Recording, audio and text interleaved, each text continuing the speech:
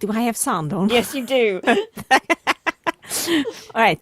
Then it's my turn to say, well, hello there. Hello. We're back. We are. Yay.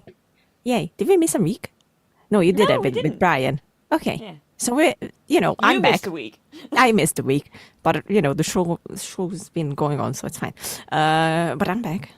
Hello. Shady's back. Tell a friend. Exactly. Let's introduce the podcast and get into it because we have 2 shows to review, so Yes. we don't have time. We don't don't. have time. Which is why we're not having news. I didn't write any Nope. news down when there's no news. Well, there is news, but there's no news from me today. No. Hi, everyone. Exactly. Welcome to All the Films We Judged Before. I'm Katie. That's Lily Kay. Bam. Well done. Thank All you. right, we're going to get into it. We have 2 shows to talk about. Both of them finished on this week, so it's a wonderful timing. Let's just put it like that. One of them is The Acolyte, and the other one is The Boys Season 4. And we're going to start with The Acolyte because I've already talked about it. The Watching Now is coming out next week, so, look out for that on CowTube. Let's just get into that because why the hell not? So, without spoilers, the very first important question is how did you feel about the show, Katie? I felt much more positively about this one than I did Ahsoka. Oh, for fuck's sake.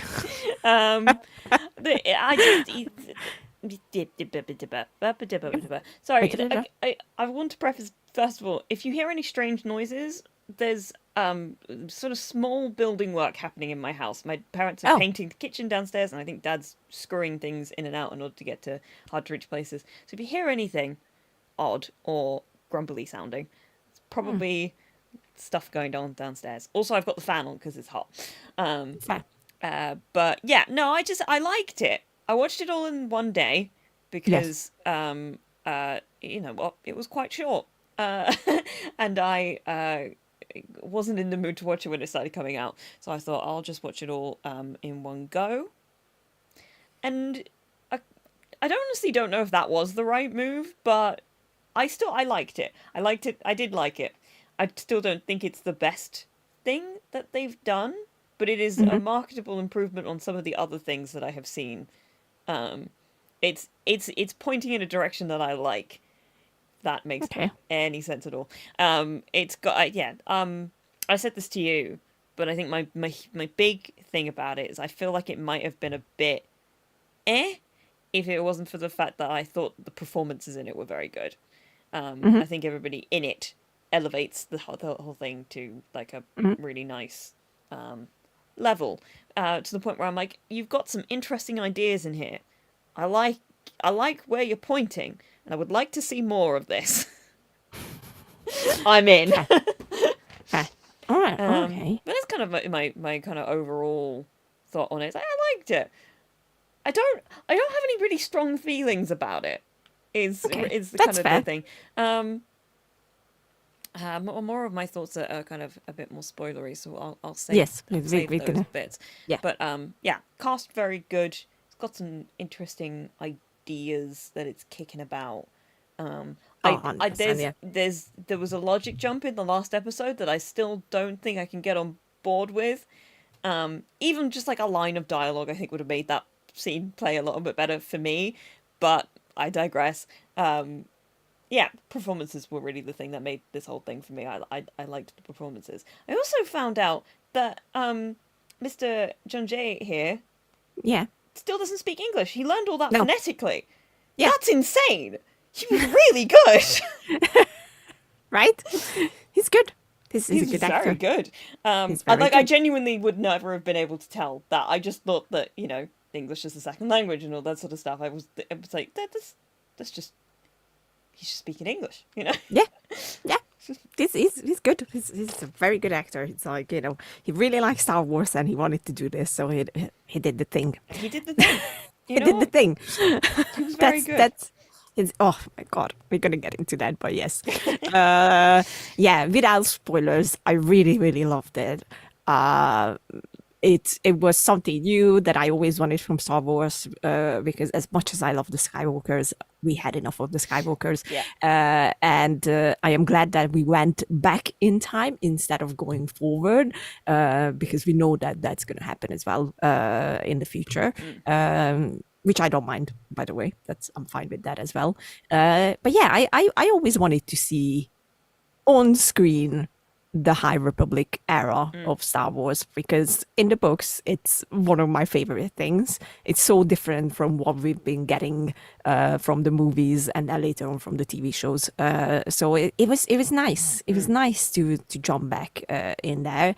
And yes, I agree. The casting of the entire show elevated the story as well. I love the themes that they put in there, and with spoilers, I'm gonna say what they were exactly, and I just love the whole concept of it, because it starts off as a more of a small scale story, but it's obviously part of a much wider story, and that's why I say, please bring on season 2. We need season 2. I need season 2. Otherwise, I will have problems and emotional ones. I think it's there was a lot of good setup in this. That so many good ones. Really good setup that didn't feel like it needed to be just setup, which is my big annoyance personally with Ahsoka, where I felt like not a whole lot happened because it felt like it was just setup.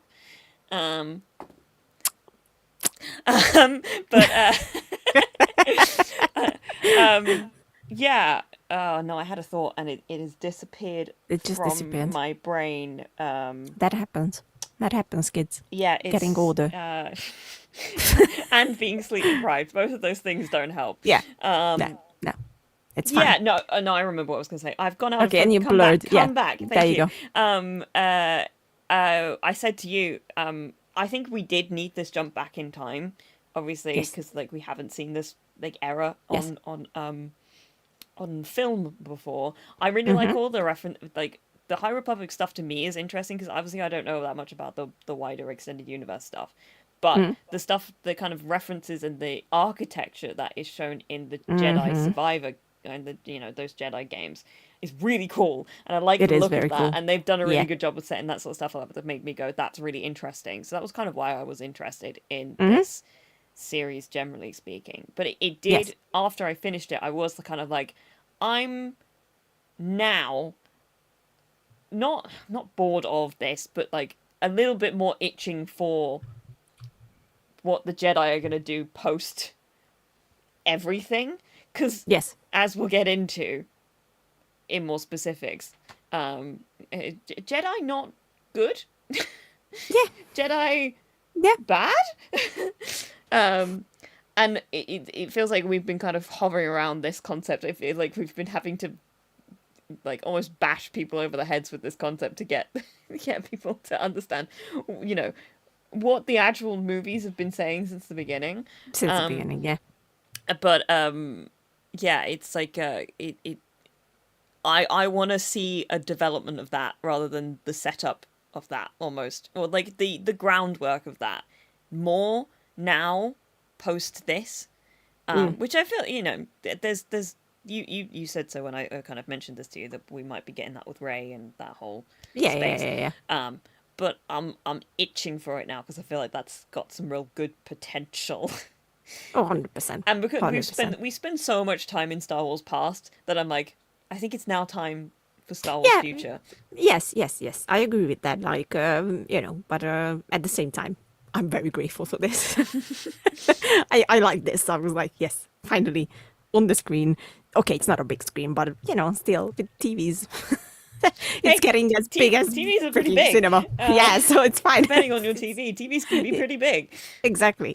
So I was like very happy with it. So yeah, let's get into the spoilery stuff. So this is spoiler time. Yes, so it's gonna be like a good 15 minutes at least that we're gonna go with spoilers, because then we have to go to the boys. So and you can tell when we'll be in the boys because I'm gonna flip this.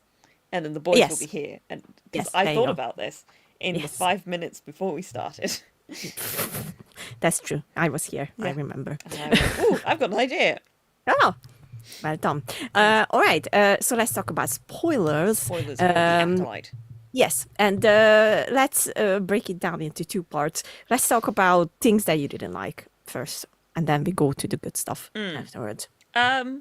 I don't have anything that like majorly I didn't like. I thought it was an incredibly cohesive piece actually. Again, my big thing that it keeps irritating me every time I think about it is this like the scene in the finale after May and Osha and is it Kumir? Is that how you say it? Kumir. Kumir. Escape from after killing Soul. Osha killing Soul, and they're all standing underneath that beautiful tree. And yes. it kind of jumps from they've all escaped to, well, obviously you can't come with us. And I kind of was like, why is that obvious? I don't understand the jump here. It didn't make sense to me. Because, like, in my head, I was like, it's not like she has to go train. They could all just leave together. My mum pointed out, because I was talking to her, we were talking about this a little bit yesterday. She was like, well, if there was only 2 seats on the ship, then that would be fine. Like, just a line about how there's only 2 seats on the ship, so we can't all go, would have, like, cleared the entire scene up. It's just, like, it just jumps very quickly. To me, it felt like it was setting up the conversation that May then has in Coruscant with the Green Lady, whose name I don't know. Mastara. Mastara? Yeah. Okay. Did I say it right? I'm never sure. I don't know. I'm making sure I heard you properly more than anything else. That I felt that scene felt more like it was setting up that scene than it was like something that's actually existed in a cohesive space within the story. But again, that's more of a storytelling quibble than it is like a thematic thing or a character thing or anything like that. It's just sort of like, I feel like that wasn't the best thing that was done for the course of the whole thing. I feel like every time we get Force Witches in anything Star Wars related nowadays, they give us like the tiniest little tease and then they kill everybody before we can get into it. Or like they aren't like, or they're just like not centered within the narrative enough, and I'm like, I want more Force Witch stuff. I want them to have their own little story, and I want more information about them because I think they're really cool. And like, why would you kill Jodie Turner-Smith? Have you seen her? She's gorgeous. That's the argument next to it. That's the argument. Have you seen her? Have you seen her?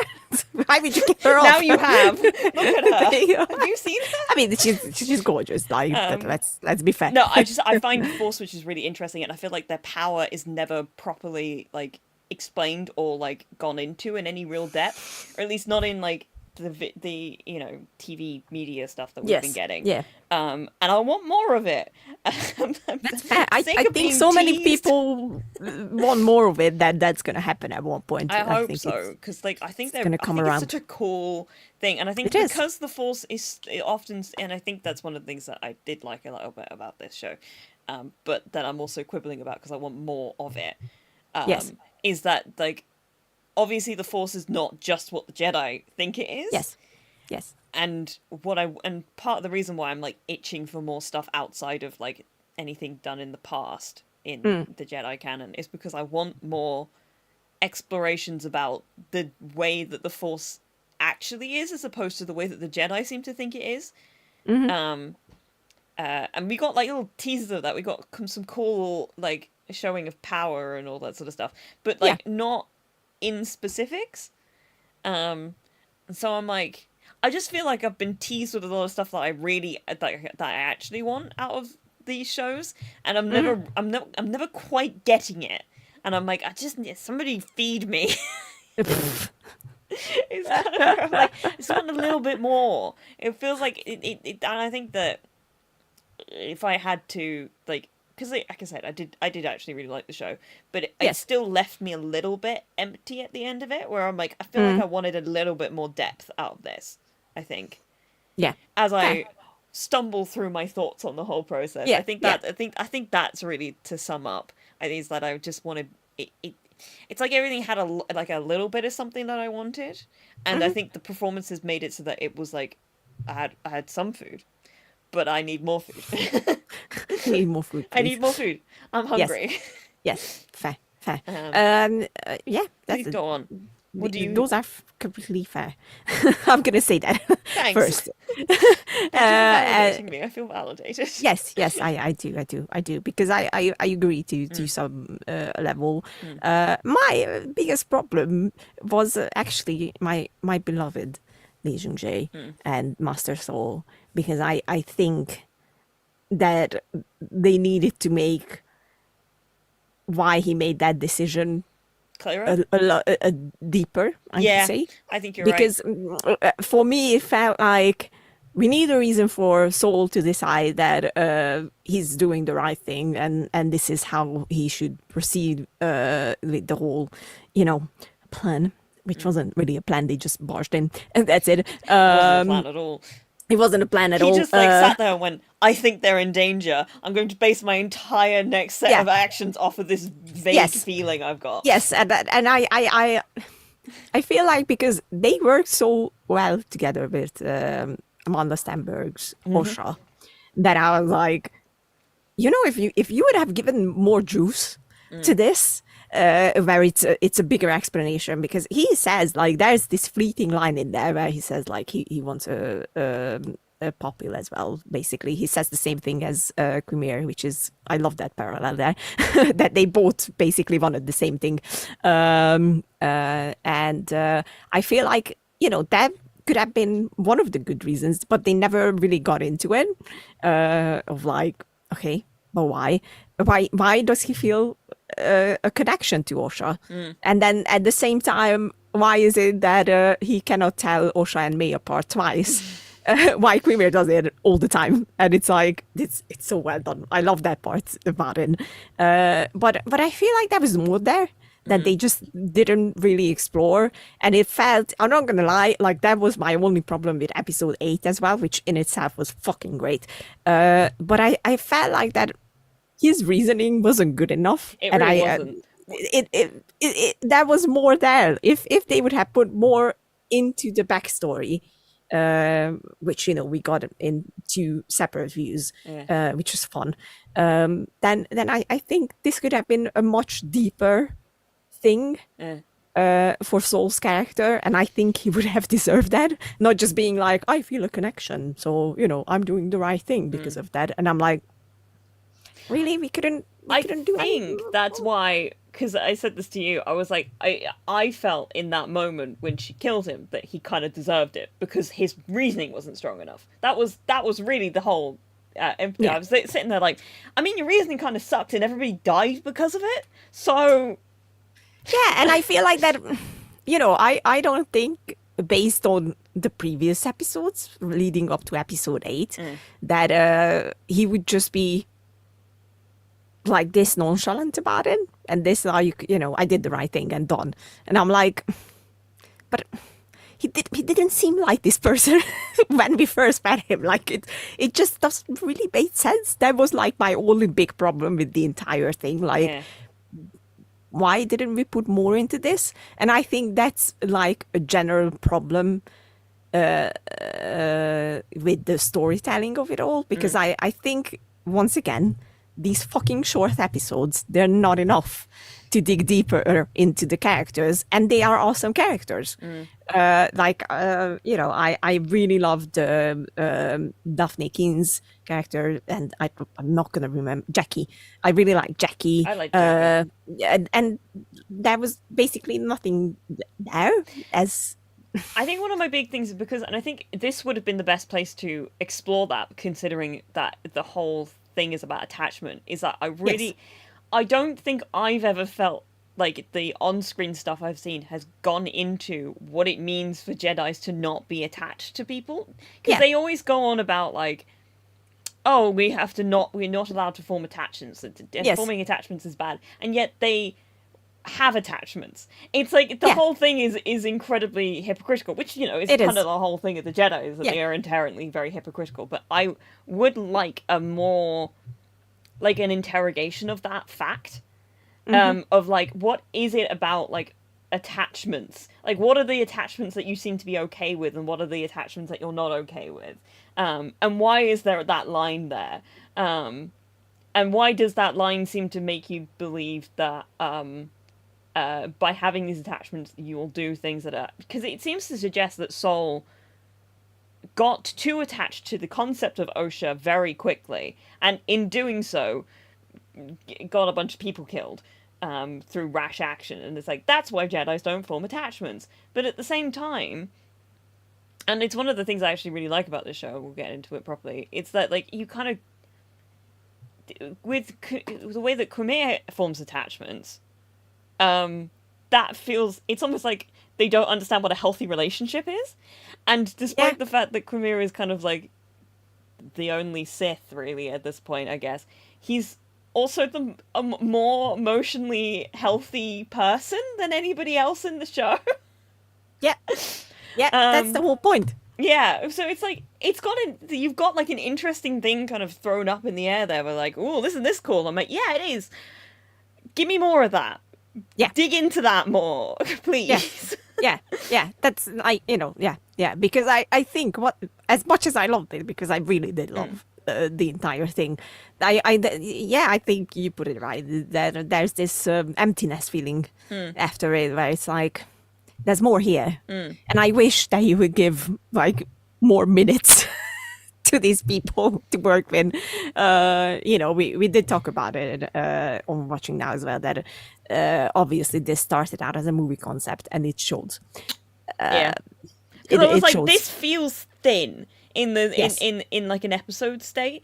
In a movie, it would be like, that would be the amount that you get out of a movie usually. But it's like, if you're going to develop it into a series, then what's the point if you're not going to develop the theme more? If you're not going to dig into the theme more? And the most annoying thing, that it's there. It's right there. they just don't really work with it. That it's like, please. But yeah, that's my only, like, I wish Soul had gotten more soul, basically. I think, and I think at that point I would have been less ambivalent about his death. I still cried. Well, of course you did. I just, because I mean, I watched that scene and I was like, yeah, I see why she did that. Like, I get that. He's a bit the Lulu, but he's great. He's great. But I also said, I have a real frustration with characters who refuse to accept or acknowledge their hypocrisy, or when they make mistakes, and then use that as a sort of fuel for their own righteousness. That fucks me off more than basically anything else that you can get in a character. Part of the reason why I find John Locke fucking annoying in Lost. I bring this up because I'm watching Lost. Listen, they don't know that. I'm just putting it in there. That's true. It's just, I find that sort of level of self-righteousness based off nothing, kind of just like a frustrating character trait. And it's not like I hated him or anything like that. I think he is sympathetic. But I just was, when she killed him, I kind of went, yeah, that's fair, I think. Yeah. I think that's fair. Yeah. Unfortunately, yes. And let's dig into the good stuff. And I will immediately start it off with two of my main points with the entire show. Without Manny Jacinto and without Lee Jung Jae, these characters would be nothing. Kind of. I think, for real, I think Manny kind of carries a lot of the show on his back. Yeah. Fuck and on his biceps. And on and on that scar that he's got on his back. Fuck yeah. I think I really do, because I said this to you after I finished it. I think that could have been a really hammy performance. Thin.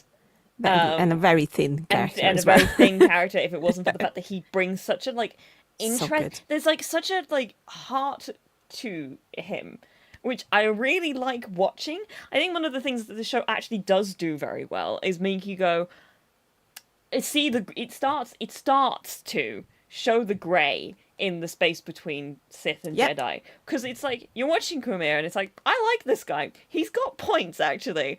He does. He's He got does. points. And I'm kind of on his side in this space. Yeah, exactly. Like he doesn't even feel like the bad guy in the entire thing at all. You know, he's talking facts, and I'm by the aware end, that when he turns up, he does murder a bunch of people. But I digress. why is that important? What are you talking about? Look, I'm not gonna lie. Like, you know, they knew. They knew exactly what they were doing with this man. I swear to God, even the shots were placed in a way where it's like very flattering looking at him. And I was like, I love watching people who really know how to exist on camera. oh yeah, he does. And he's one of the. He just He does. like, but like it's also like it's just like certain people who know how to photograph really well, where they know how to turn their heads in just the right way for it to be visually really interesting. Yes. Yeah. He's very much one of those people. I think of it's kind of an off-topic example, but Tyler Joseph, who's the lead singer of 21 Pilots, is really good at that. He's an incredibly watchable person. And it's like there's a certain je ne sais quoi about it, you know.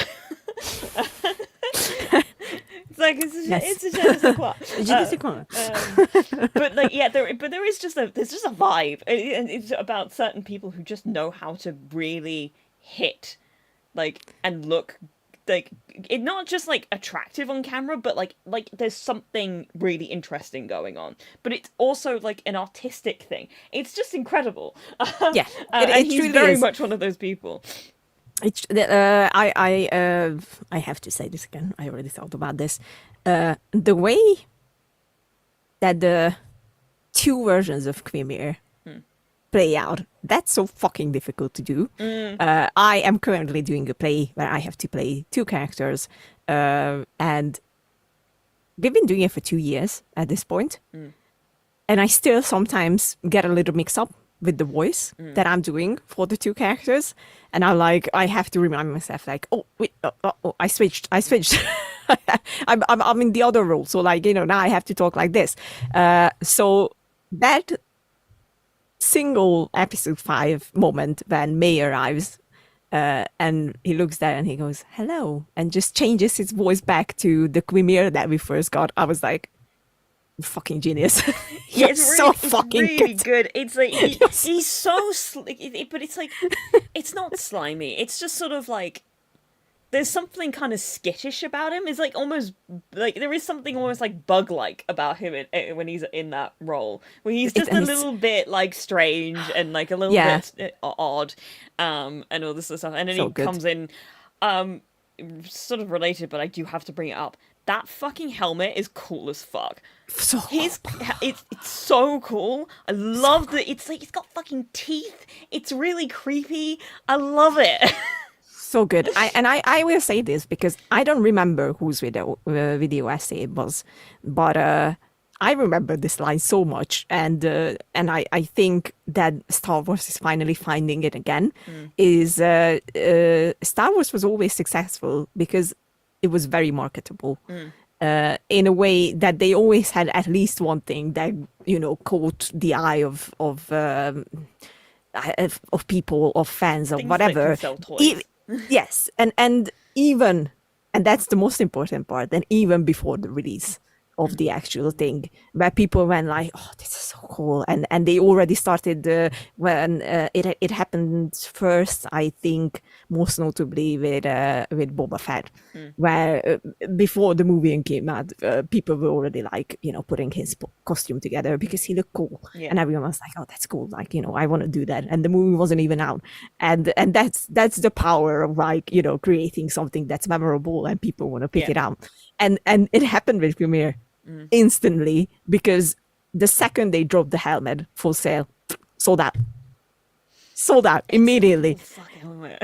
And it's like, yes, like you have to grab these things, like you have to hold on to them tight and work with them, and next to it cast an actor like Manny Jacinto, and you're good. You're done. You're done. He is literally the embodiment of temptation, and I will put this out there again. Osha, I fucking respect you. I would have jumped after that man the second he took his clothes off. I would have been like, I'm on the dark side now, baby. There is a vibe, right? There is actively a vibe, and it's like, I'd be kind of into this if this did turn into anything. I'm just saying, you could explore this as like an actual thing. I like it. I like it. I love it. I feel like we should give a very specific shout out to Amanda Steinberg, because she really does have to do a lot in this, and she does it extremely well. She's very good. Especially when you're playing two characters, if when they're in the same scene, if you can get me to forget that you're playing two characters and be like, oh my god, right, yeah, that's right, you're not the same, you're not two different people, you're the same person. Generally, good sign. I think that did very well. I think it was very difficult to track the kind of inverse character arcs that were going on, because we've got Osha going from a place of like extreme righteousness to actively bleeding Kyber Crystal because she's gone so hard in that direction, to Osha going like, hey, I need to fuck everybody and all this sort of stuff, to like a place of, that's me. I meant that. Yes. Names. That's fine. May. That's fine. Going kind of to the opposite place. Not like entirely, because she still doesn't trust the Jedi and quite right.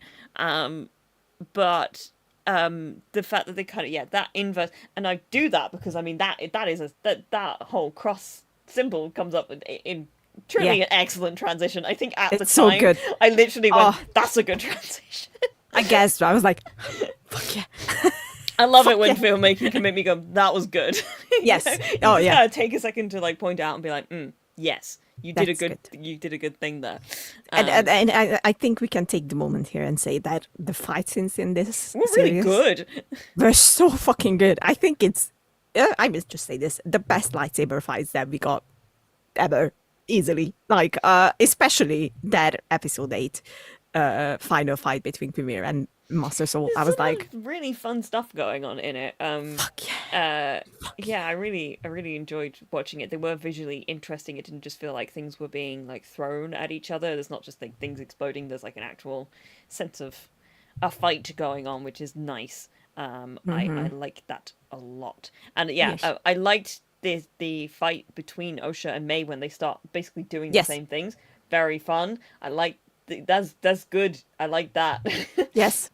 They were yin and yang. Yeah. That's the other thing. My mum was like, the symbolism was so obvious. They were banging you over the head with the light and the dark side stuff, and I was kind of like,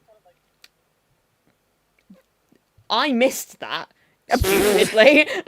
I'm usually so good at picking that stuff out, and I was like, oh yeah, they were wearing like light and dark clothes. That's duh. Fucking stupid. To be fair, I've been very tired for the past 2 weeks. That's fine. That's and fine. 6 months. Let's be real. Who's counting? Who's counting? Me. Oh yeah, you. If anybody is, it's me. But going back on it, I'm like, oh yeah, there was a lot of stuff going on. That's very true. I actually like that a lot. Yes. There's just a lot of like individual bits and pieces to like about it. I was surprised that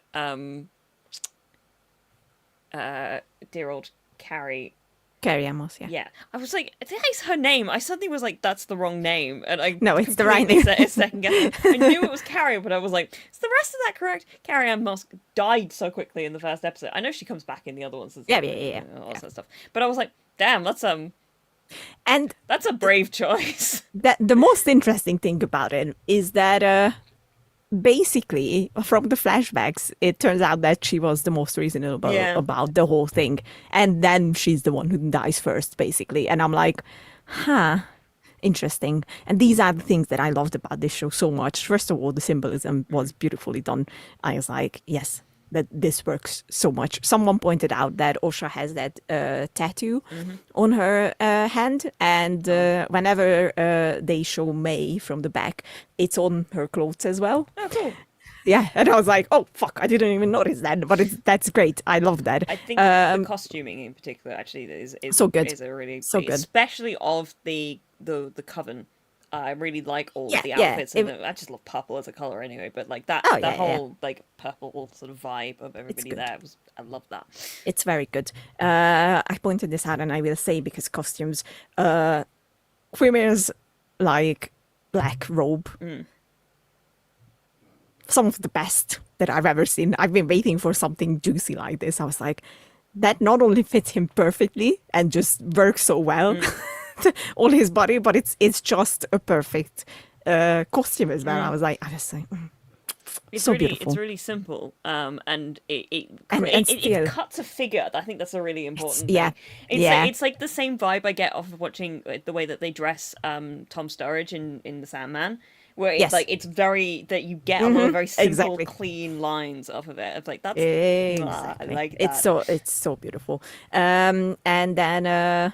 So yes, I love the symbolism of the clothes, because I loved how Quimir, once they were on that unknown planet, which we can guess what it was, but never mind that. I'm sure we're going to figure it out. Because I looked it up after as I was watching the episodes, I was like, that is somewhere off the coast of the British Isles, I'm pretty sure. But I was like, I don't think that they went to Ireland, because Ireland is obviously not a British Isle. Please don't get me wrong here. But obviously, Isle Skellig was where Luke was hiding out. And I was sitting there like, but I don't think that it's Wales. They shot it in Wales, and I was like, there you go. I knew it was. I was like, I knew it was something like that, because I recognise those cliffs and that sort of vibe. But yeah, are we thinking that it's that? Yeah. I think it's pretty obvious. That it's the same. It's the same place. Yeah. And I love how Quimir changed into light clothes. I was like, I see what you did there. I was just thinking about that when I was talking about how I missed all of the symbolism. My son went, oh, he did put a white shirt on after he came out of the sea. Lake, sea, lake, whatever. It was a sea. It was a sea. It was a cove, Yes. Fucking hell, that line in there destroyed me. Like, if you're not going to join me, can I put my coats back on? And I was like, excuse me, sir, what did you just say? I know, I think we'll wrap up. Yes. Sorry. Kevin, I didn't slander Ireland. I am Irish. I won't do that. I'm sorry, but once I start talking about Manny and Quimir, like, you can shut me up. So let's close this off. The Acolyte, good. Give it a rating. Is good. Out of 10, how would you rate this season? I think I'd give it a 7. I think 7 seems like a good spot for me. Come on. 8. Easy peasy. 8. It's not perfect, because it's not, but that's fine. But it's easily an 8, and I want to see more. And I think that's already an achievement in itself, that I want more. Yeah. And I will put this out as many times as I possibly can. I said it on Watching That. I will say it here. I think Quimir and Osha is perfect for our very first Star Wars sex scene. Do you know? I think I might agree with you, actually. I'm sorry, but like, that's because I've been wrapping my mind around it. Like, did we ever actually get like a sex scene in Star Wars? We did not. No. Did not. And I want in. Because I am tired, and I never thought I'm going to be tired, but I'm tired of like Hollywood being afraid of romantic relationships in anything. They've lost big. The concept of sensuality. And completely. Completely. It's like, come on, guys. Get it together. Get it together. But so 8. Done. Yeah. On the completely the other end of the spectrum, I feel like. Hold on. My boy is coming. I've adjusted the background, so now we're in the right place. There we go. Oh no! It's fine. What have you done to her? I lost her plate that she's standing on, but it's fine. I'm sure it's somewhere under here. Good. Hold on, Kimiko, turn towards the camera. Hold on, baby. Don't fall. Well, that's because you For lost fuck's it. sake. I know. Are we going to stop? There we go. No? Okay, we're good. No, we're good. Yes, let's talk about The Boys season 4. The Boys season 4. I think you should go first on this one because I think you've got a lot more nice things to say about it. I don't have bad things to say about it. I just have frustrations. So you should start. I fucking love season 4. I think it's the best season out of all of them that we got so far. It was. Hold on. Thoughts together. Let's put it together. First things first. This man, aka Homelander, aka the fantastic, the wonderful, the most majestic Anthony Starr, is the best thing that happened to TV villains in a very long time. I am like so blown away by his performance. And Eric Kripke was completely right saying that fucking give this man an Emmy, a Golden Globe, everything under the sun, because just in episode 4, it was episode 4, yes. Fuck yeah. I was so invested in him throughout the whole thing. I always am, because I think Homelander is one of the best written villains out there. You don't know when he's going to snap. You don't know what he's going to do. And Anthony balances out everything so perfectly, from the facial expressions. And someone asked him, that's my favorite thing. Someone asked him, like, how do you do that face? In Boys, and he was like, what face? What are you talking about? And everyone was like, you know, the face when Homelander gets, do I do a face? I didn't know that. Like, and I'm like, that's my man. So well done. Still hate Homelander. Like, you know, if you didn't understand that Homelander is the bad guy, I think they finally put it like right into our face. So those who didn't hear it in the back can finally understand that he's the bad guy. You're not supposed to root for him and love him. He's awful. He's the worst. But Anthony Starr is fucking great. That's it. I'm going to stop praising my boy. Still love him. And then I was so happy for Butcher. And Carl Urban is so good. Again, I can't say this enough. I knew what was coming, because unfortunately I read spoilers beforehand. But he still managed to like pull on my heartstrings, and I knew the moment that he's, without spoilers, that he's going to do something. I knew it was like, okay, yeah, it's gonna happen. It's gonna happen, and I just loved every minute of it, which is rare because I usually have problems with, you know, things like that, and it happens here again. Fun, but I didn't even pay attention to that, and you know. So good. I don't know words anymore. I enjoyed it so much. I was like putting my phone on silent, everything. I didn't want to hear from anyone. I was like watching the episode. Fuck off, everyone. I don't care about you. Give me an hour and I'll be back in the real life. So well done, The Boys. I can't wait to see how they're going to wrap everything up in the final season, which is sadly coming in 2026. So it's very annoying, but anyway. I can't wait.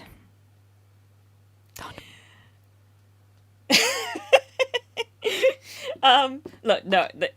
Before you kill me, I didn't hate it. I actually think it is excellent TV. Don't get me wrong. Anything I have one thing that I genuinely think was a bad choice, but like it's one thing, and we'll get into that when we get into the spoilers. It's the one I sent to you before. Yes.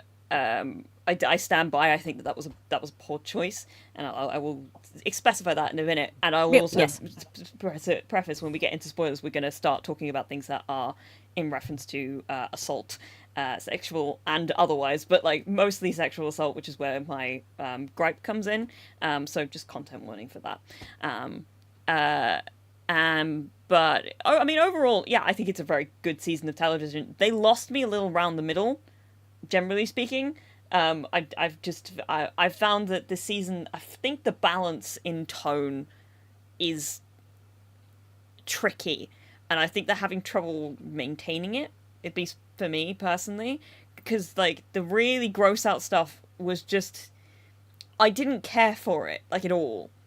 Like I felt like it kind of wasn't needed for the show to make the points that it wanted to make.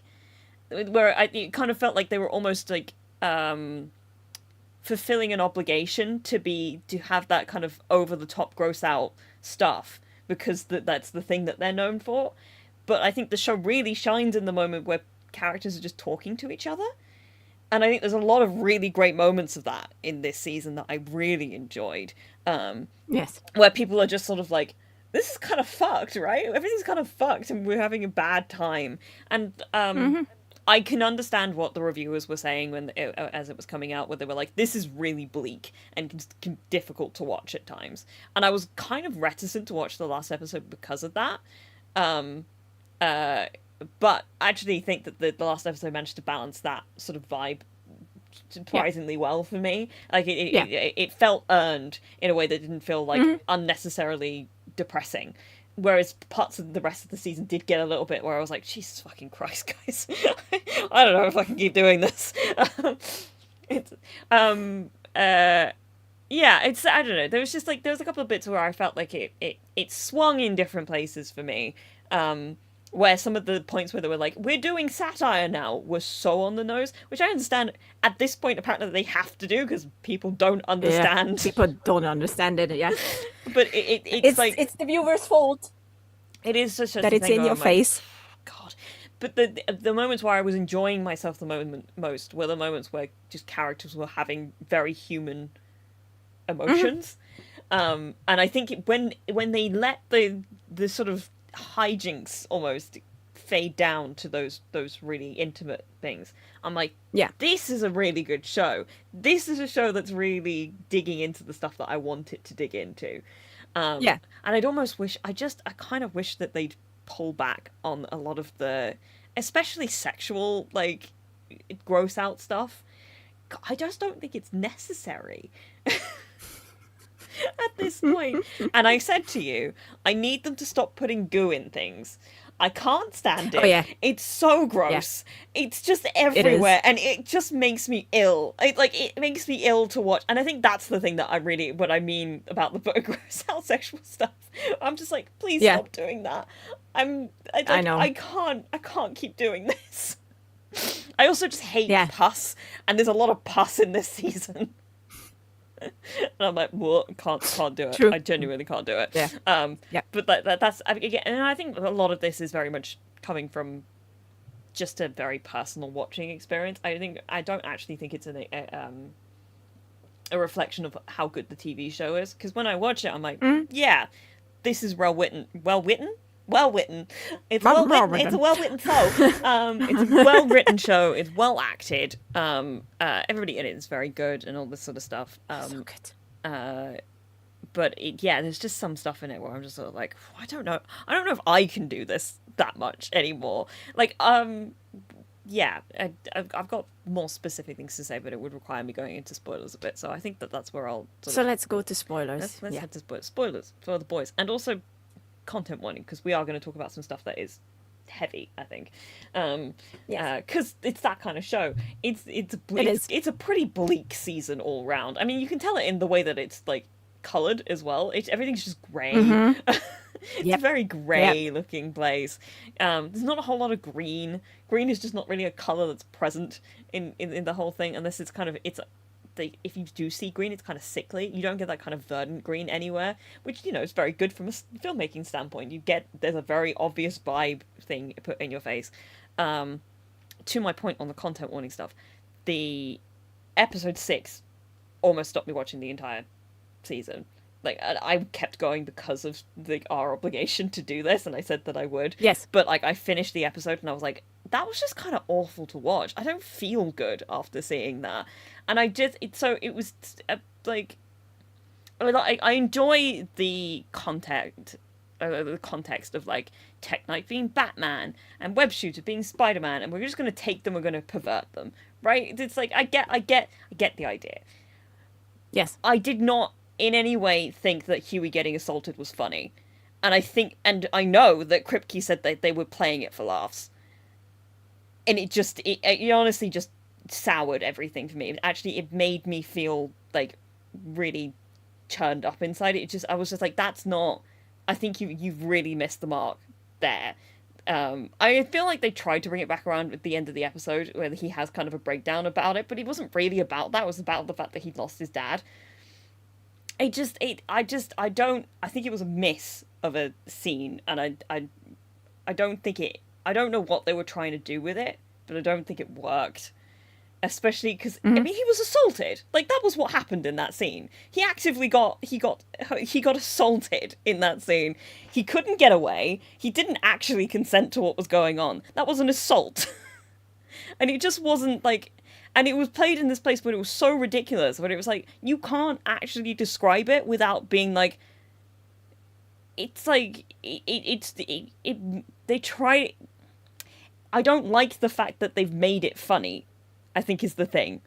So that it's really that. It was like that episode in particular, that whole space. I was just like, I'm not feeling good about watching this show right now. It brought me back again in the next two episodes because I had to read a few spoilers just to feel like I was like, give me something to want to come back to this at this point. Yeah. And it did. I was actually quite surprised. I think it the moment, because I think honestly that was like this season's kind of hero-gasm stuff, but it didn't hit at all for me. Like, I mean, in that sort of space where they were trying to do something big. No, I know what you mean. Yeah, and all that. And I just was like, I could have done without that entirely, and I don't think it would have changed very much at all. Yeah, I just didn't feel great about it. You know, you feel me? That's fair. I'm not gonna lie. Like, I don't know if that makes me a bad person or whatever. I didn't have any feelings about that particular part because it's like I looked at it in a way where Huey decided to go because obviously he was grieving, but he wasn't ready to say that, actually, I am not okay about my dad. So I'm just going to pretend that I am brave and I can do this and we can do this and whatever. And he goes in with that mindset. And it's so clear that he's just like, okay, I can do this. I can, like, all the way through until they get to the tech cave instead of the bat cave, basically. And I'm not going to lie, like, when you wrote it separately to me, I first didn't even understand like what you mean. I was ready to argue, like, you know, because it's a shapeshifter, it's Starlight, like he obviously didn't know. So I was like so confused, like, what are you talking about? That wasn't great either, but like that's not what I was talking about. Yeah, I afterwards I was like, oh, you're talking about that, okay, because you said midway through, like, you almost didn't, but or they almost lost you, and I was like, oh, you're talking about episode 6, okay.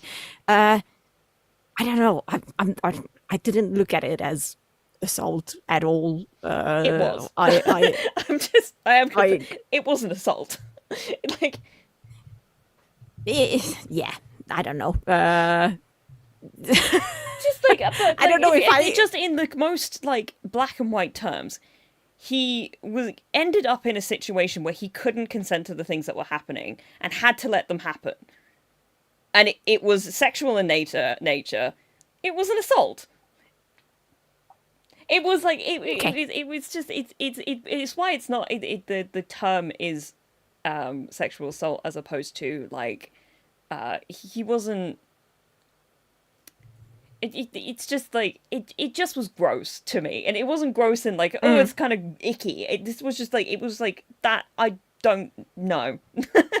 And I know I'm not the only person who feels this way, because I saw a lot of people online afterwards who were just sort of like not feeling great about Huey getting assaulted, and I was like, okay, I'm glad that I'm not the only one feeling that that wasn't okay. It just sat badly with me. It really did. Yeah, don't like it. Fair. Yeah, I don't think it had that much of an impact on me, basically, because I think that episode has one of the best scenes in all of The Boys for me. It's when A-Train takes MM to the hospital. True. I forgot that wasn't. And locks eyes with that is kid. The best scene in the, yeah, no, you're right. Oh, it's such a else short in the episode, moment. I couldn't give a shit about, I'm going to be honest. But that moment was wonderful. It truly was. And I was like, I think it not only gave like a more human side to Soups through A Train, basically. But it also like, you know, gave a new look on the entirety of Boys, that yes, there's this, you know, we got grayer and grayer with each season, because if you look back at season 1, they're still green, for example, when Huey is out with Starlight and Annie, and they are in the park, and it's still like nice and green and whatever. And I love that they changed the colors, just getting darker and darker with each season. But that was the first scene that brought in a little light back. And I was like, oh, that's so good. If they're going to kill A-Train now, I'm going to murder everybody. I think it's such a necessary thing as well, because everybody's going fucking through it this season. Yes. That you need somebody to feel like they've done something good and it had a positive impact. Because the other thing that I find, I think this show did it a bit better than I felt that Gen V did it. I nearly said Gen Z. I figured Gen V did it in that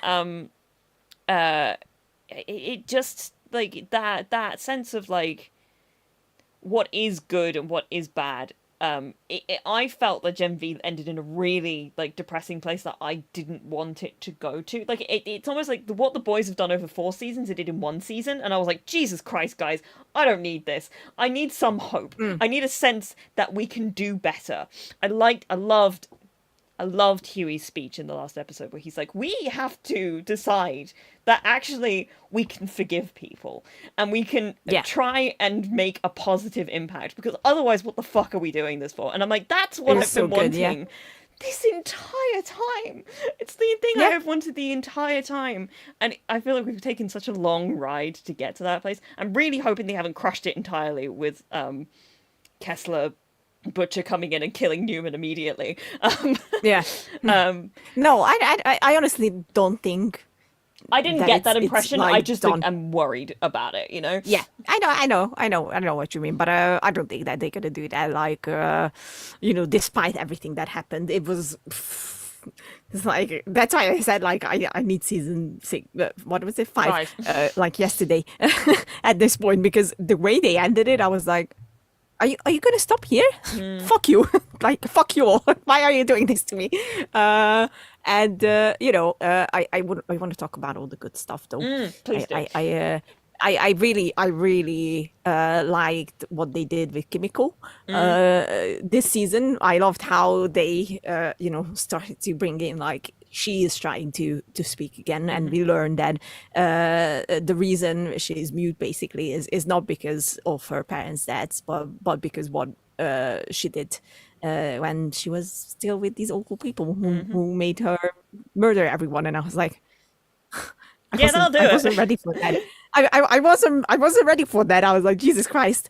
And then the way they close her story in this season with finally speaking in the most heartbreaking moment as Frenchie goes away, and then she just yells, no, and I was like, fuck off right now, everyone. Why are you doing this?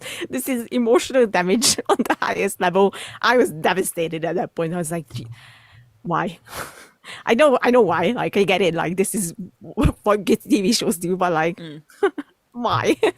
So I loved Kimiko's story in this, and how she was already like the front runner of trying to seek forgiveness with that girl that was introduced as well. Like, she didn't want to hurt her again, and I loved those like tiny moments in there, and I hope that they bring the girl back in the last season, and we can get like a Finnish storyline there, because I think it's very interesting, and I want to see that close. I'm a big fan of when just as a concept, the fact that forgiveness starts within, the fact that like you can't take back actions that you have done, but you can work and be better the next day. I think that's always, I love that as a theme. Whenever I love that as a real life like philosophy, generally speaking. I like that it was brought in here, because I think it's something I think it's a really necessary step for this show to get to a place where it can end, because otherwise we end up in this sort of constantly rolling space of like, we're just going to keep fighting each other forever, and it's like, nobody wants that. Nobody wants that. I really don't want that, because otherwise I'm like, why have I watched this show for the past 5 seasons, you know? I think what do I like a lot about this season? I like it. It's all of the like I said, it's all the really quiet scenes that I really like. Huey genuinely is my favorite character. I do wish they'd let him win once. Let him have a moment of happiness. Ever. I think he already got a little bit with, and most surprisingly, with A-Train. It's true. I don't know if I call that happiness. No, like, I'm not meaning the happiness part, but he was able to let it go.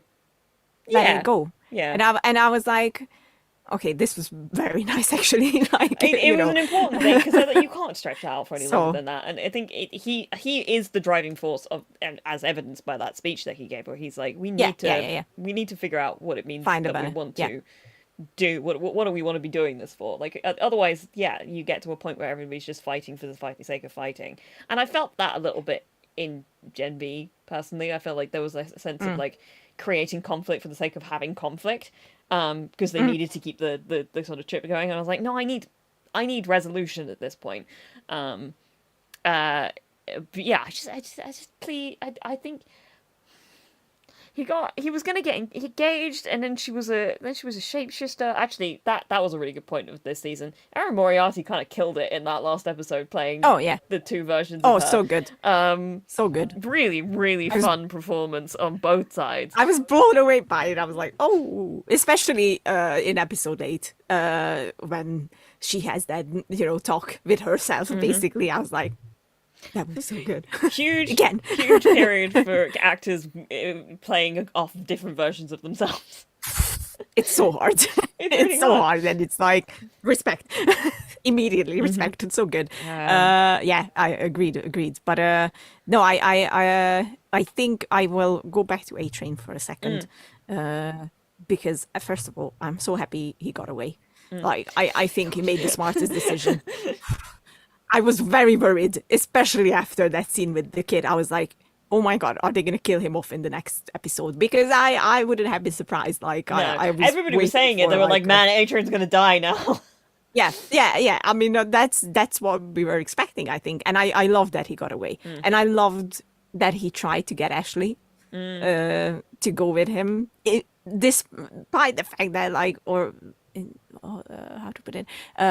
Despite the fact that Ashley was kind of awful, I mean, to him and whatever. Ashley's been kind of awful the entire time. She's a little bit morally reprehensible, but she knows it.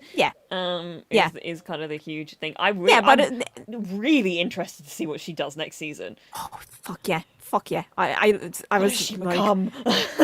Yeah, exactly. I love that about A-Train, that he was able to look past that, and he was like, come with me, like, we need to get out of here. And actually at the end she was like, don't forget your trekking trip. And I was like, it was a really nice little like thing between the two of them, actually. It was like, oh, we're fucked in this together, to be honest.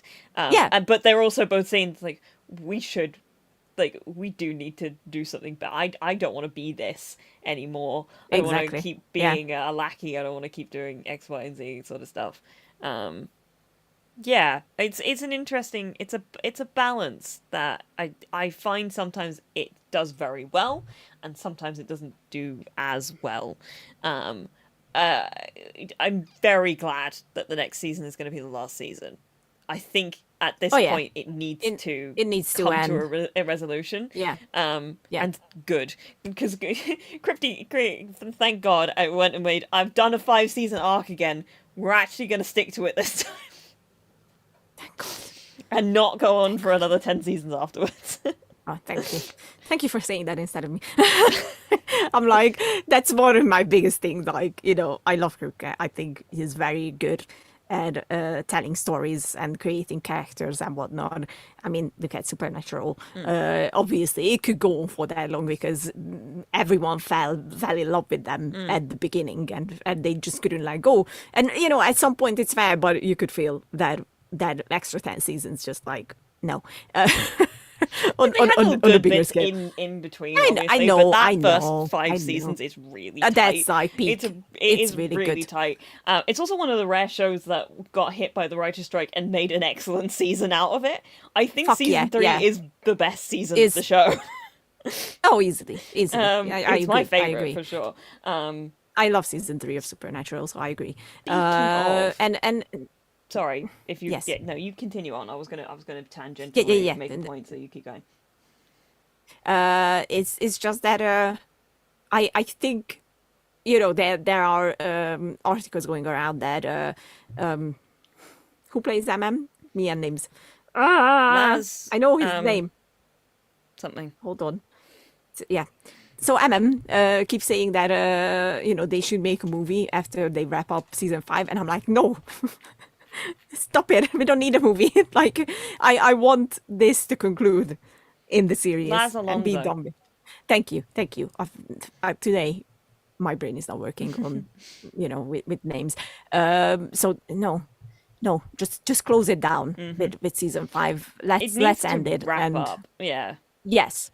As much as because I really love the boys, and I think I said this story so many times that at first I didn't know if I gonna like it or not, and I got hooked, and it's easily one of my favorite TV shows now. But just as I said with Sweet Home, I don't want this to overstay its welcome. Yeah. And I think season 5 will be the perfect moment to be like, let's end this. Let's close it down. I think they already showed, I love that Homelander is not easy to beat. And I love that, they never really got to him or close to him, really. And I think that's why it's going to be more impactful when they're going to succeed. Because that's the only way I can. Yeah. Same. I'm really not going to lie. I'm really going to enjoy that. Yeah.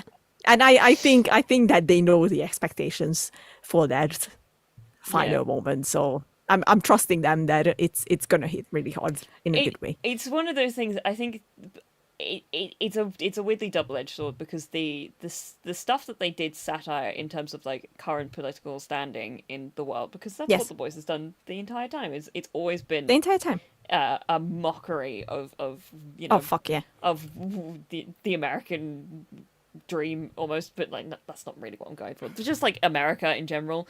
The levels to which they pushed it this season were, I mean, the fucking puppet show when they started singing about like evil Antifa, and I was like, and reporting on your parents. I actually sat up and went, I can't do this. Mostly because that's how Republicans actually talk. If you've heard actual GOP senators, some of them genuinely talk like that. It's horrifying. It's like, oh my god. And it's like at the moments where it does things like that, I'm like, it's too close, dude. It's too on the nose. But then again, they apparently had to do it because people didn't understand in the last 3 seasons that this is what The Boys is all about. It's been critiquing the entire political and economical and global system of the fucking world we live in since the beginning. That was the point. I still think that the fact that they do the moments where they're it comes very clear that they're on an Amazon show are it's just like, because it's obviously also such a huge critique of capitalism, and like Vought is essentially Disney, and the way that it eats like all of these smaller companies and becomes like a huge monopoly and takes over the news and it completely manipulates the way that we inherit information. It's hard to find genuine truth because people are constantly creating conspiracy as opposed to actually finding out things that are real and all this sort of stuff.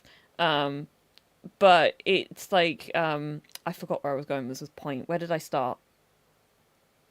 I had a point. Where did I start this point? Tell me where I began. You mean, not with capitalism. Wait, hold on. Where did we bounce off? I don't know. Uh, I started Oh, talking God. and I lost the point. Oh, Amazon, hold- right? Because Amazon, yes. every once in a while, like especially I think last season did it, and it was like just one of the most like they had like an Amazon ad within the episode. It was like it was one of those in episode sponsorship things. Was there? Where yeah, because Butcher like ordered like a game on Amazon and was like it was like a whole thing about him being able to buy it the same day and get it delivered, and it was clearly an ad for Amazon within the episode. I was like, this. There's just it's the dissonance where they're like, we're critiquing capitalism, but also we're a show on Amazon, one of the biggest companies in the world. It just sometimes it really doesn't mesh very well, you know. It's every once in a while I'm like, oh boy, I know they're doing their best, but oh boy. Oh boy. Oh boy. Oh boys. Oh, the boys. Oh, the boys. Yes. I had a thought, and I think it's gone. No, it's not. We're doing it's really Carl well Urban. today.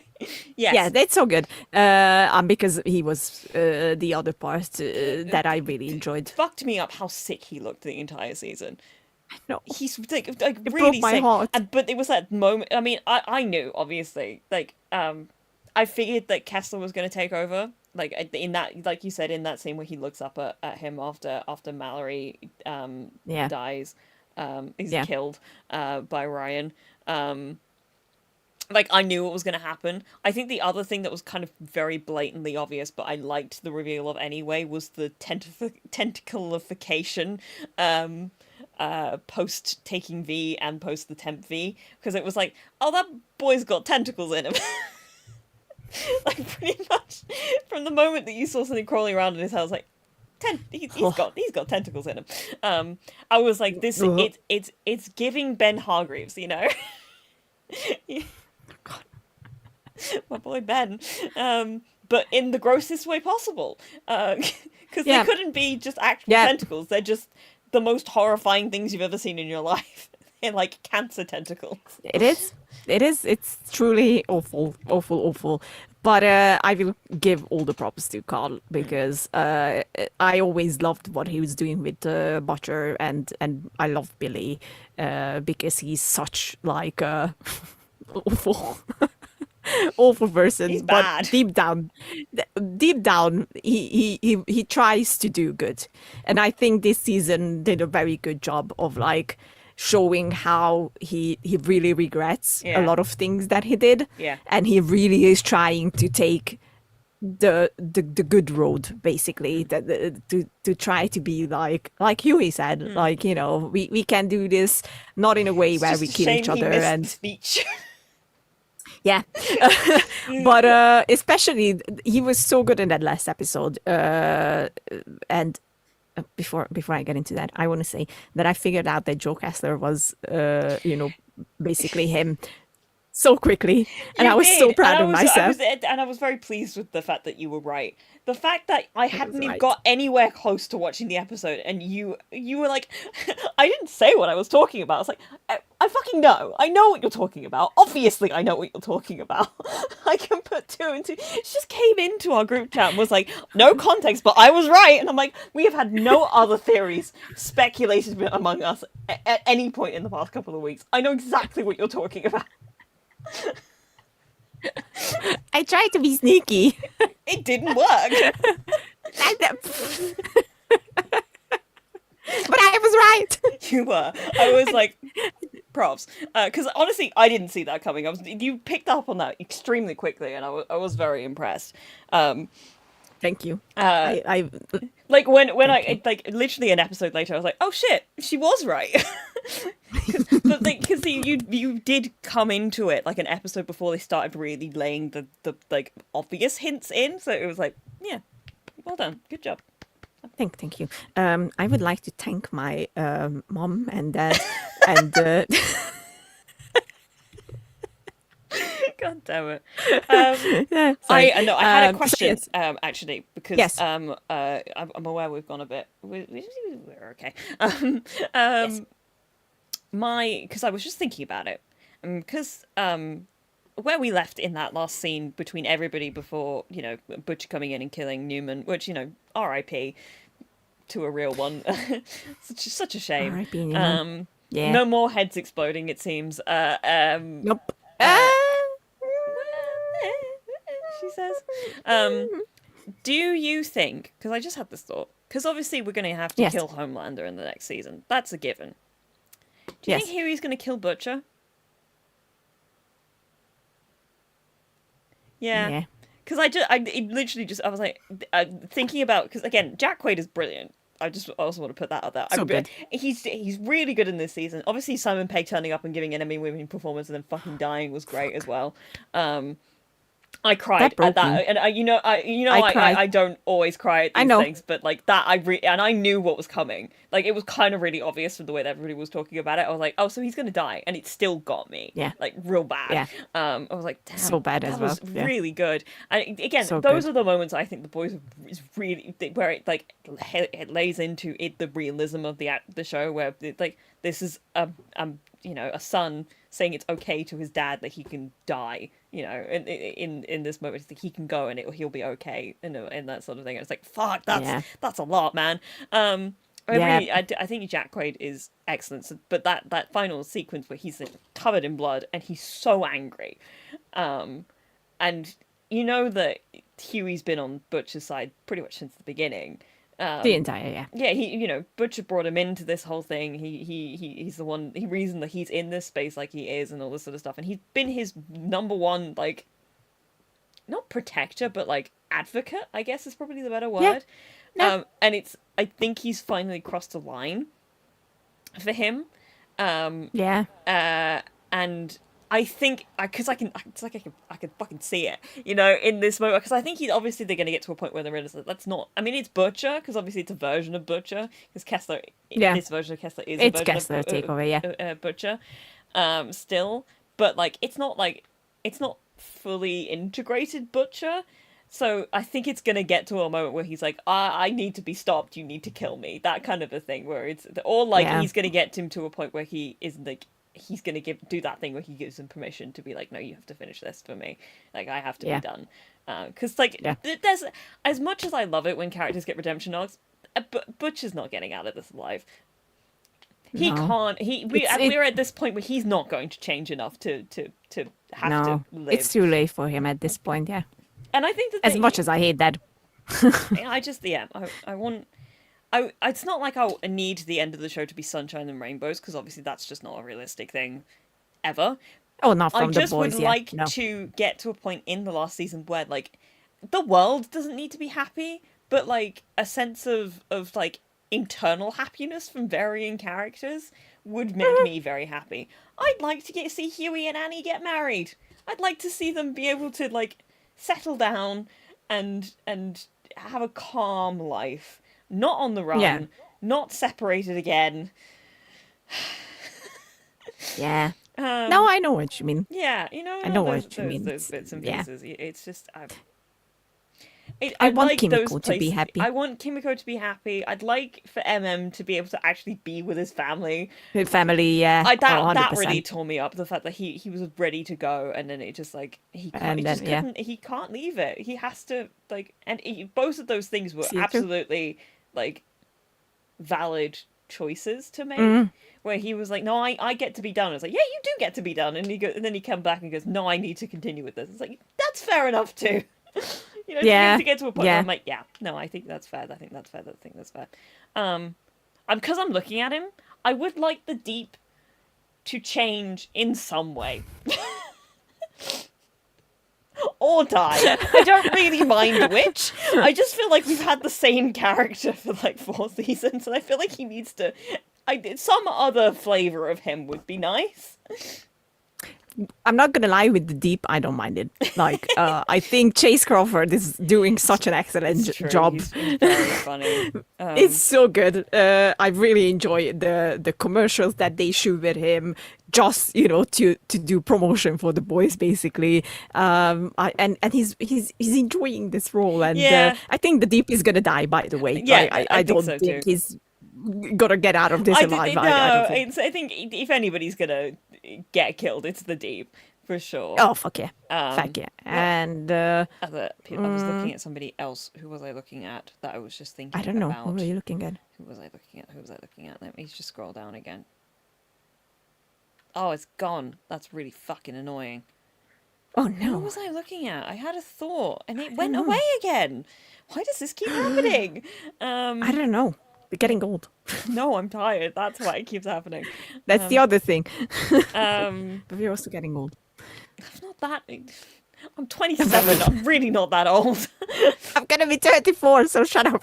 That's not old either. Ah! 34 Anyway, sounds like a great age. I know what I'm gonna say. You say And, things, so I'll say very, about very, what I was going to say. very dramatically. I'm gonna reach here. I'm gonna grab my boy. Oh yeah. Because I was so happy that he appeared at the very end, and I think he's gonna be back for the last season. For sure. And I can't wait. I honestly can't wait because one of his best roles to this day. I love. I've been thinking about this a lot because I keep seeing it in things Yes. recently. It's just like it's a recurring thing of like, especially in Lost actually, because as it's been coming up, it's just this. I love it when character or actors have to come in just to be a body in a scene, because it's like that guy just had the easiest day imaginable. Oh fuck yeah! Like one You of just the have to lay episodes, down anyway. one of the episodes of Lost I watched, Sawyer got shot. He's being carried through the island, and I'm like, Josh Holloway had like such a great time filming this episode because they just put him in a Just had to stretcher lay and down. he just had to get carried around. That sounds great. Done. It's just It is fun. It's just so funny to me whenever like it's literally a scene and it's like your day to day is to turn up, lie down, and be asleep. Done. You know that That that's might what say I do as well, more about right? where I'm at right now, just generally speaking. Where I'm like, I want to do that. You do realize I have to do that when I I go on know, set. but like, I feel like you kind of expect that because as an extra, because you're there to be a body, in that sort of sense. When you've got like an actor who has it, you will come back in other scenes to do acting, and then they get brought in for like a day to lie down in a tube. That's funnier to me. Excuse me, but are you implying that I don't have to act that I am dead? I mean, you're acting that you're dead, but you're not like, screaming, shaking, crying. Fuck off. It's not easy to die, okay? No, I'm not saying that at all. You know exactly what I mean. I know, I'm just joking around. You're pulling my leg. I know, remember what I just was a going to little say bit. because she wasn't on here, but I Yes. had the thought. Silver Yes. Sage, who I think is such a great addition to this entire thing, and I knew she was fucking playing Oh, everybody from yes. the beginning. I think she's got further plans. yeah. I think that's really obvious. doesn't end with what it's like. She's like a situated Homelander in a very dangerous position, but I have a feeling I don't see why she would like him, considering he is a racist bastard. I think that it's not like I think she's secretly virtuous. I think that thing of her being like, this was really fucking fun. I think she knows that she can set this whole thing up to burn.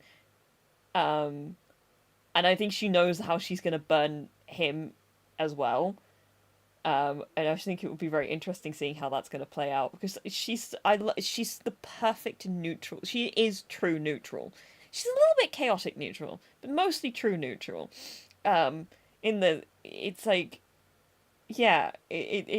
She's just there going like, I know exactly how this is all going to fucking go. I love the way that like she has to lobotomize herself in order to be like to get a bit of peace. And I love the fact that she didn't do that with Black Noir. That's even funnier. Yeah, it's so fun. I will say that I really enjoyed her last scene with Homelander. I did too. And that genuine surprise on Homelander. But like, I threw you out, and you came back, and you know that like he couldn't comprehend like why would she do that, like, and I was like, oh, it's good. You brought it's in good. the genuinely the most scary person that could possibly exist in this show, and you didn't even realize the extent to which it's like you think you're scary. This woman is burning the world down for fun. Yeah, and you know what? exactly. I get it. I get it's it. understandable. Yeah. But God forbid women do anything. Yeah, I know. Everybody's crying about it. Like, why is a woman being smartest person on the earth? Fuck off. That's why. That's exactly why. Because you're all saying that. That's why. That's why. Let's rate this season. How would you rate it out of a 10? I think I'd give it an 8. Okay. I think 1 point off for Huey getting assaulted, and 1 point off for I think the challenging tonal balance, which I don't know if they nailed the entire time for me. That's what I wanted to say. I don't think I agree. I think the tone that this was, and that is why I really like this season, is where the tone was stable throughout the entire season for me. Like, I think in previous seasons they did more like, let's do fun and let's do funny and let's make sure that, you know, people can laugh on this and whatever. And I think this was more like it is getting to the very dark part at this point, and I think we got a glimpse of that at the end of episode 8. Like, they're not gonna mess around in season 5. Like, it's got to be very dark. I think we can prepare for that.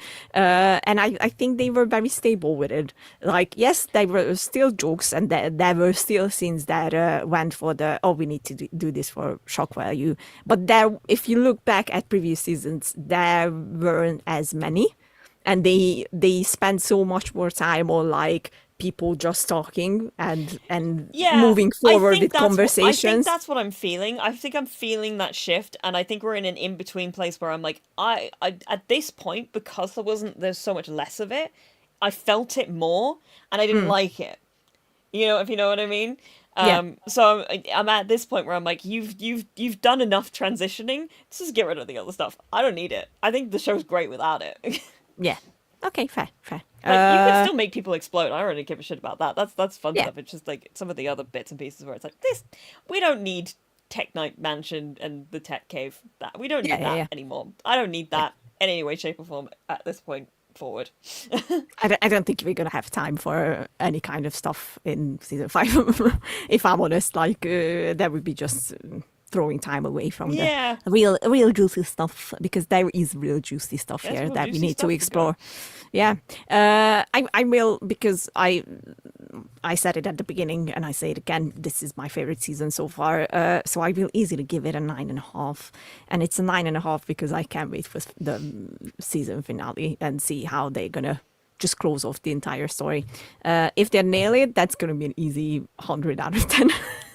If not, then I'm going to be very disappointed, and I'm going to talk about that as well.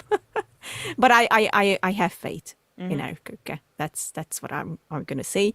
I will also say that because it's just a tiny part of it, I really fucking liked the movie they were shooting for A-Train and Real Ferrell. I mean, it's so like, I mean, it's basically The Blind Side. They made The Blind Side again, and it's like, wow, fucking hell. That was genuinely the first one where I had to stop it because I was laughing so hard when I realized what they were doing. I was like, oh, fuck you. That's so good. And Will Ferrell is the perfect guy for this. Let's be fair. The bit at the end when they scrapped the movie, obviously because he'd run off, but like, and they were like, we just realized we'd make more money if we scrap the movie, and I'm like, fuck me, come on. We can't keep doing this.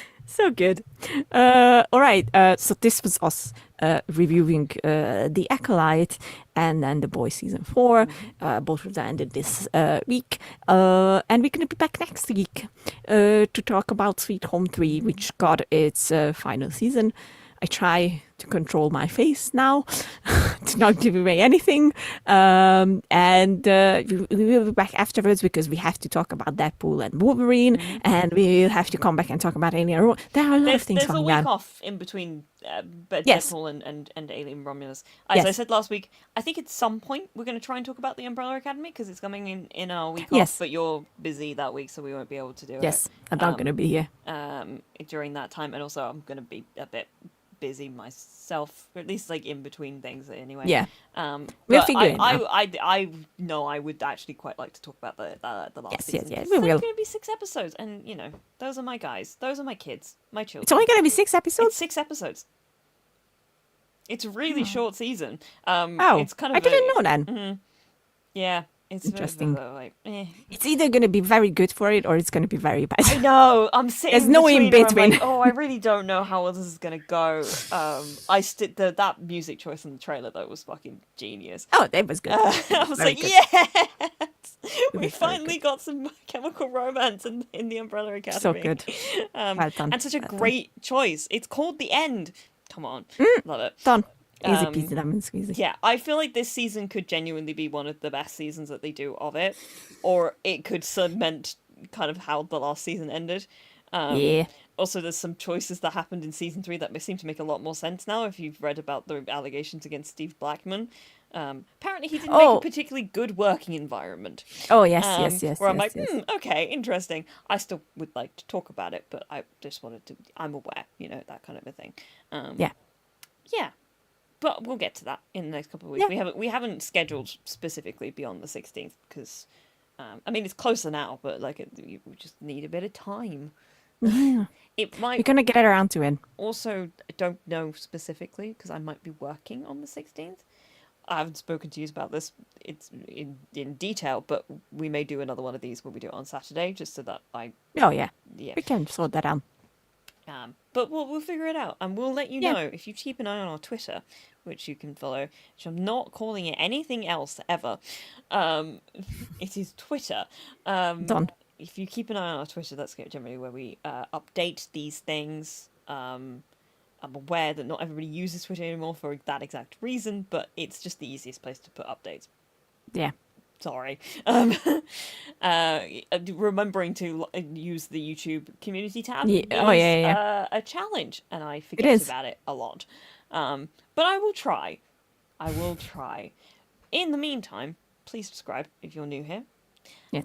And tell your friends and like the video, and the podcast people will know that this will be out tomorrow because they'll be listening to it. But as always, we put the audio version up the day after we do these live streams because editing is currently a non sequitur for Lily, and I can't do it without my brain wanting to cry.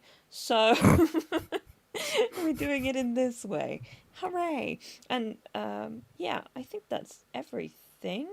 Yeah. Follow us on podcast platforms. Yes. Please. And rate us. Because that's how we can get all those things. further ahead. Yeah. We love engagement. Yes. Comment. What did you think of the shows? They are behind me. And we'll be back. If you're We're done. We've run out of steam. Yes. If you have an opinion that comes from the place where it's like there were no white dudes in the main roles, therefore it sucked, and it broke the lore, and no thank you. I'm gonna delete that comment immediately, and I'm gonna block you from all of our platforms. But if you have a genuine thought about the and criticism about either of these shows, we'd love to hear it. I love genuine discourse, But only genuine one, not the hate speak. Yes, sorry. Anyway, yes, this was us. Watch movies. That's very important. And cut the check. Yeah, I'm pushing this button. Cut the check.